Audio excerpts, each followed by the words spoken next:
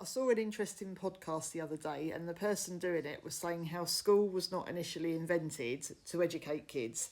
It was there to get you used to waking up early, to get you used to working in a factory or whatever job you went into when you were older. It was there to get you used to obeying rules, discipline, following orders. Now, the more I've thought about this, the more I actually think this is totally true, because I don't think school is there to make you an entrepreneur or to make you successful. It's there to get you to be a good little citizen, good little worker bee, get you to follow rules so that when you leave, you end up working for someone else, following their orders. You pay your taxes and you just, like the Pink Floyd song, another brick in the wall. Now you think about it, the majority of skills you learn at school aren't actually useful in the real world. When I left school when I was 16, because I know now you have to stay on until you're 18, but when I left when I was 16 in 1995, the majority of things I learned weren't really helpful. I mean, obviously maths and English were. I thankfully had a great history teacher, and that really did teach me a lot of good things.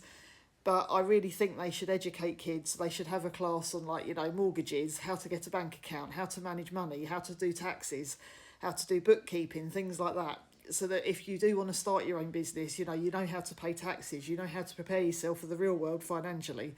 I don't think enough information is given out to children when they leave school. And let's be honest, when you're 16, 18, you don't have a clue what you want to do with your life. You're kind of just thrown in. You've got to pick one choice out of, hundreds and hope it's the best one.